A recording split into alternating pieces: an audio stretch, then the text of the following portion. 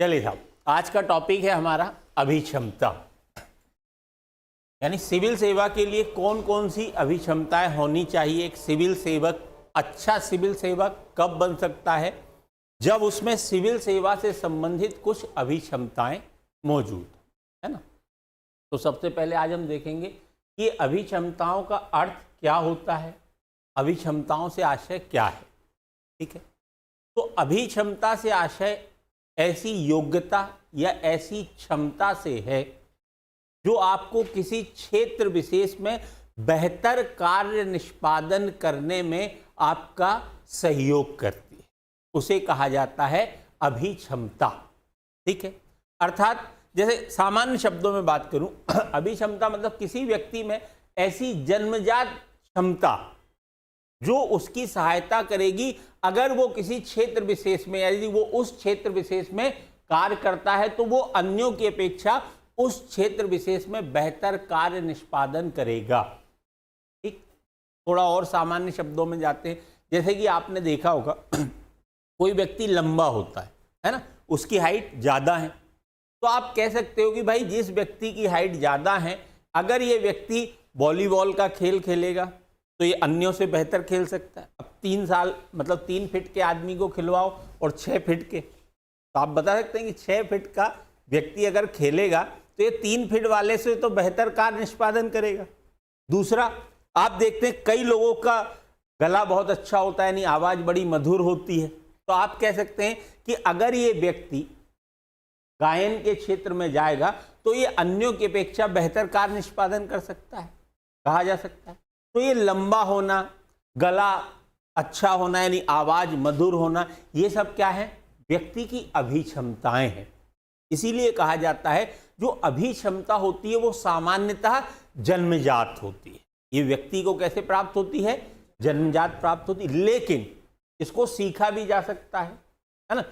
कलाएं जैसे होता है क्रिकेट खेलने की कला, कुछ लोग बहुत अच्छा क्रिकेट खेलते हैं, कुछ लोग बहुत अच्छा गाते हैं, कुछ लोग बहुत अच्छा गणित, ये जो रहता है गणित के सवाल बहुत अच्छे हल कर लेते हैं, कुछ लोगों में काल्पनिक क्षमता बहुत अच्छी होती है, ये जो कहानीकार होते हैं, शायर वायर जो होते हैं, ये क्या होते हैं, ये कल्पनाशीलता होती है ना, इनकी कल्पना है, कल्पना की और उसको उन्होंने कागज़ पे उकेर दिया, तो ये अच्छे शायर बन गए, अच्छे कहानीकार बन गए। तो ये सब क्या है, उनकी अभिक्षमताएं हैं, है ना। तो अभिक्षमता क्या हुई, सामान्यतः एक ऐसी क्षमता जो किसी व्यक्ति को किसी क्षेत्र विशेष में बेहतर कार्य निष्पादन करने में सहायक का कार्य करती है, उसे क्या कहा जाता है, अभिक्षमता कहा जाता है।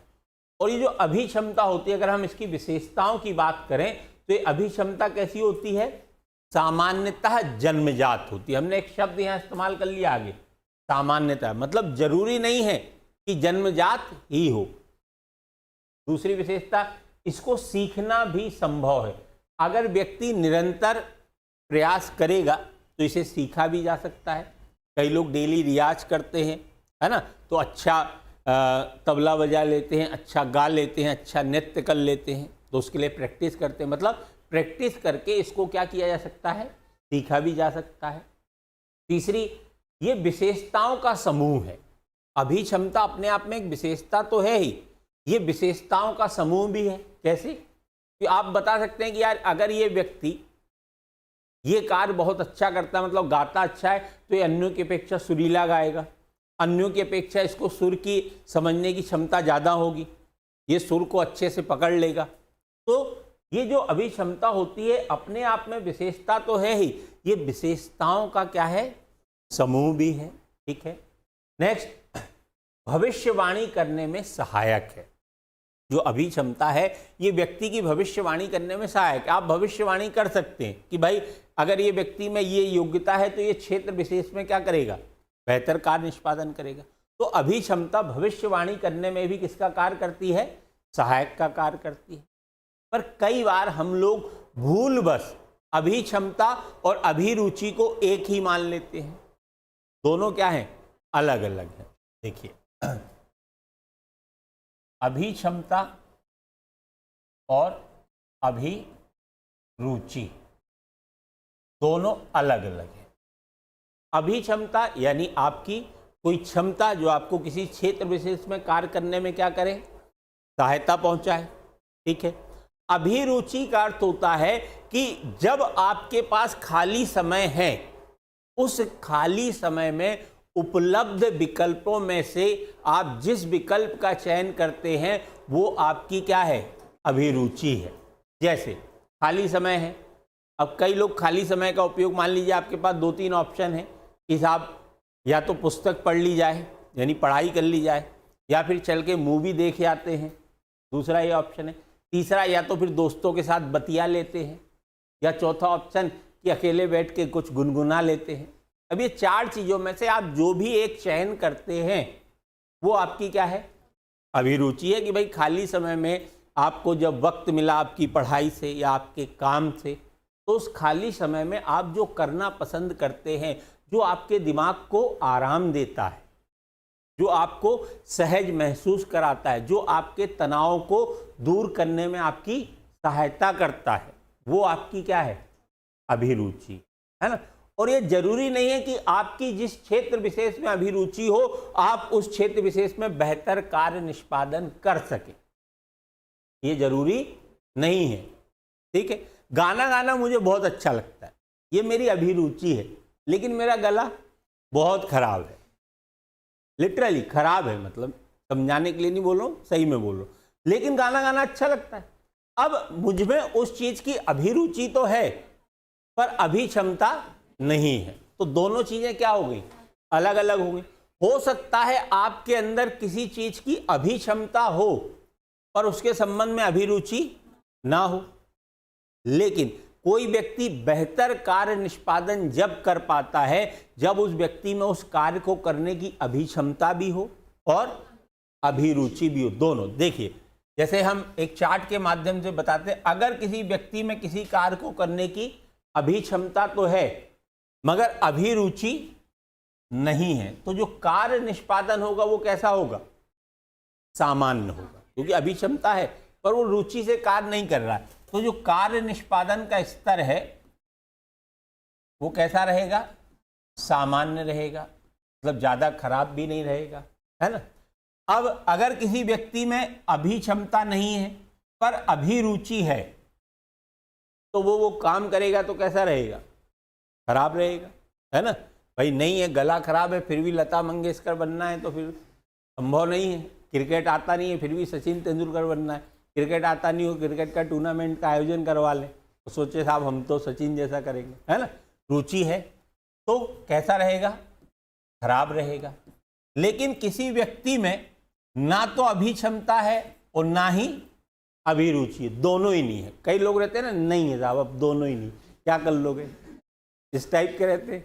ना गला भी खराब है और गाना भी नहीं है, आपने नहीं थोड़ा गीत सुना, नहीं साहब नहीं सुना, तो कैसा होगा, बहुत ज़्यादा खराब होगा।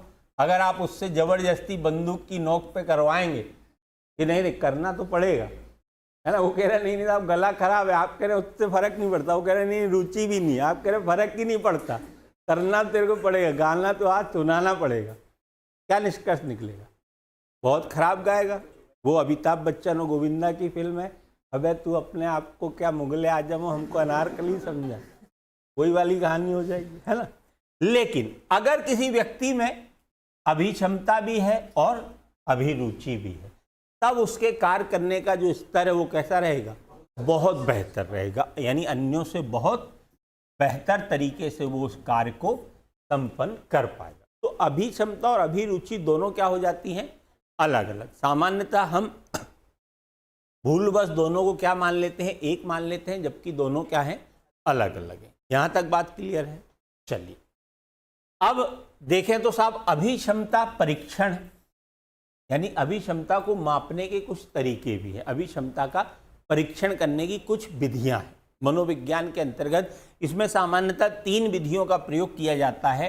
पहली विधि है सामान्य अभिक्षमता परीक्षण, यानी सामान्य रूप से किसी व्यक्ति की मानसिकता, किसी व्यक्ति के सोच विचार, कार्य करने के तरीके, इन सब का जब परीक्षण किया जाता है तो वो क्या कहलाती है, सामान्य अभिक्षमता परीक्षण विधि।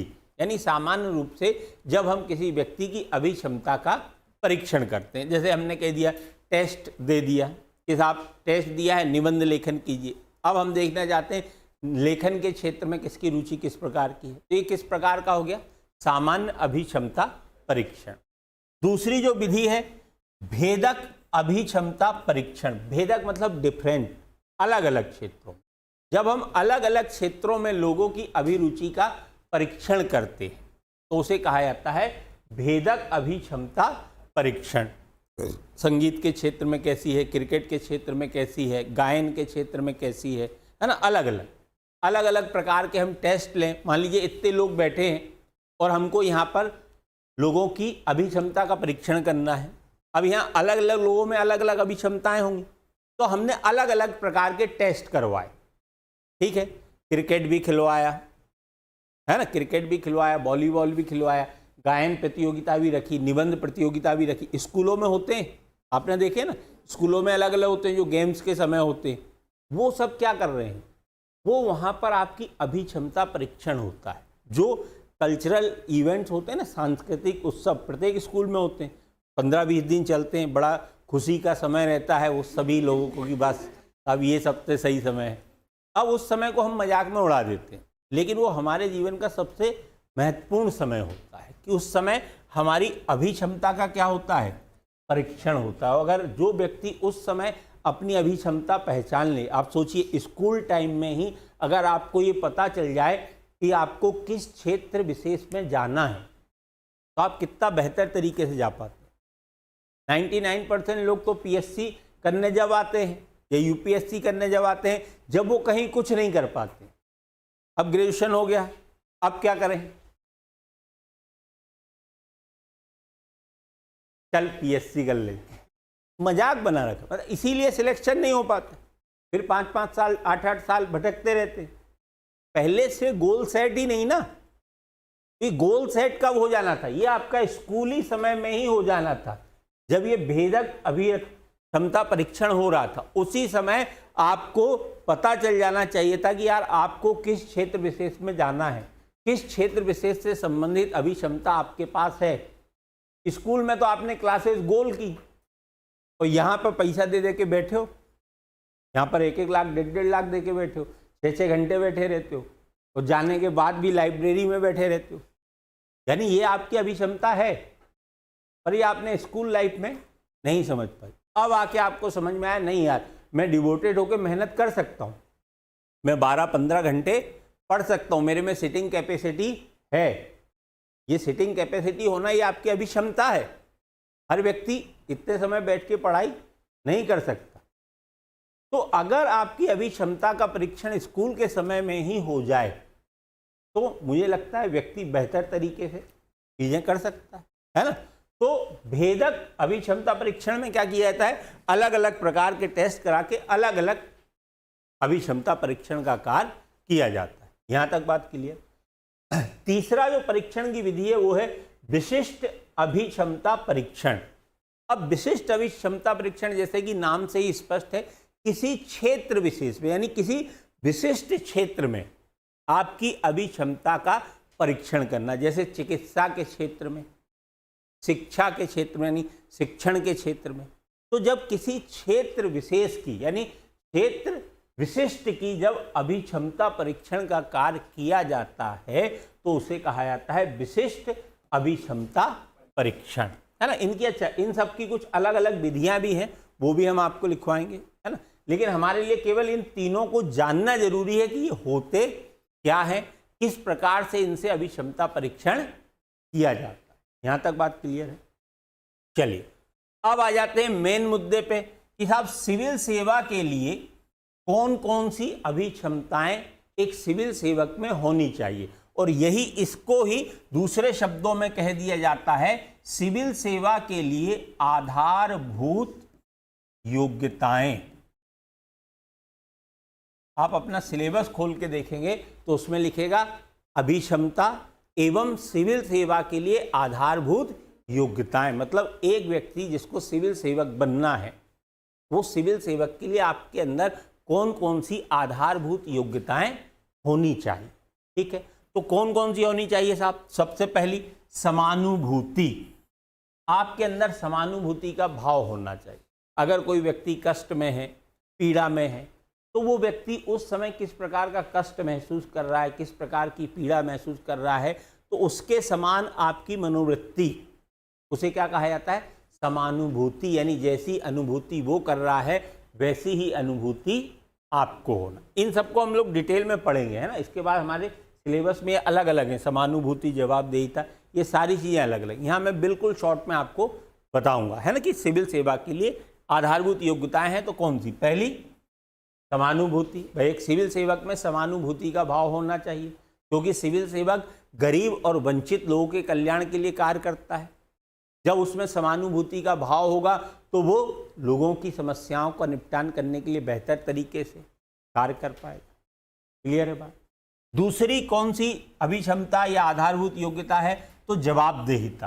कोई कार्य किया गया है तो क्यों किया गया है, कोई निर्णय लिया गया है तो क्यों लिया गया है, किन परिस्थितियों में लिया गया है, निर्णय लिए जाने के पीछे क्या क्या कारण थे, उन कारणों की स्पष्ट और संतोषप्रद व्याख्या करना ही क्या कहलाता है, जवाबदेहिता। तो एक सिविल सेवक में जवाबदेहिता वाला गुण होना चाहिए, है ना, वरना वो मनमाना हो जाएगा तो शक्ति भ्रष्ट करती है, उस संपूर्ण शक्ति संपूर्ण भ्रष्ट करती। अब सोचिए, कलेक्टर के पास जो पावर है, एसडीएम के पास जो पावर है, अगर उनकी जवाबदेहिता ना रहे तो वो तो फिर क्या कर सकते।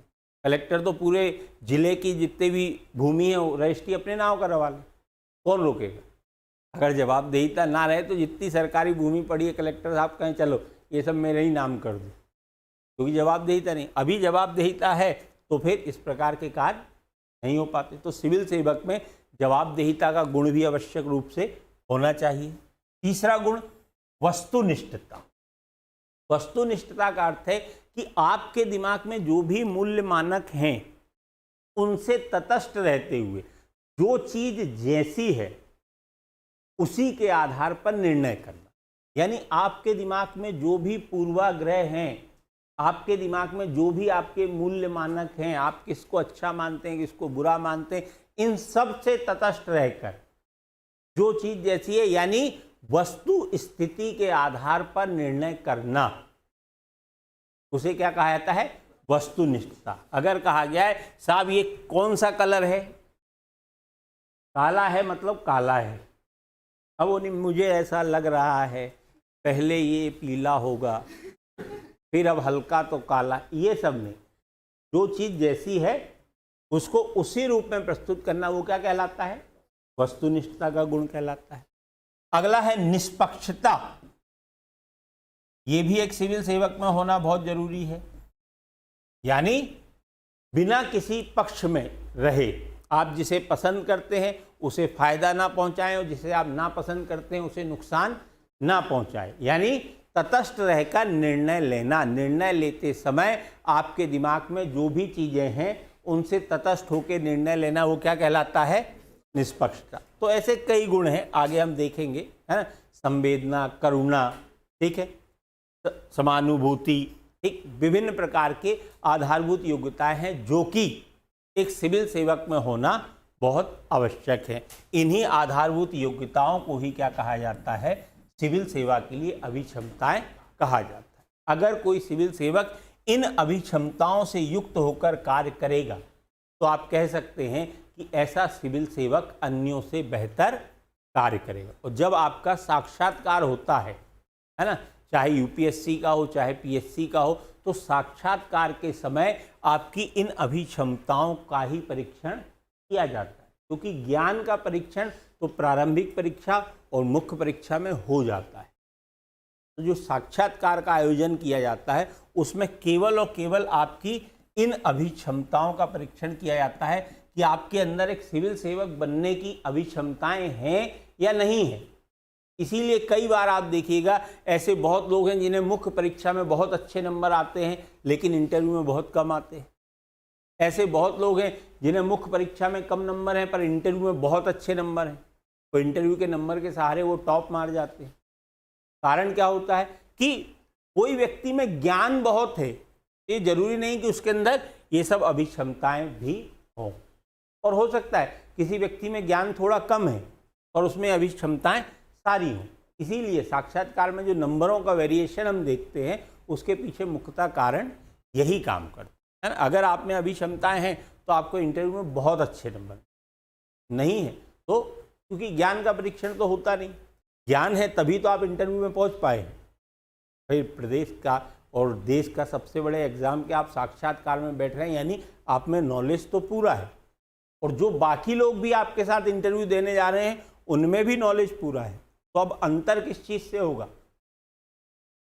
अभिक्षमताओं से ही अंतर हो पाएगा। क्लियर है? एक नज़र मान लीजिए, किसी में कोई डाउट हो चर्चा कर लेते हैं।